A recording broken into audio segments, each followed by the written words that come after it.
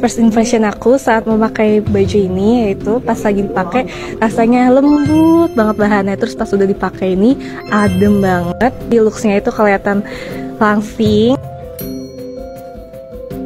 Nyobain yang pertama dress ya, abis dress itu shirt, yang kemeja, yang ketiga tunik. Menurut aku paling suka koleksinya yang varian tunik.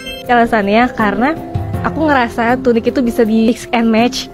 Udah pakai celana, kulot, atau nggak pakai rok, dan jadinya nggak ngebosenin gitu. Cuman satu baju bisa berbagai looks. 3 doang nih. Iya. Aduh banyak sebenarnya apa ya. Oke.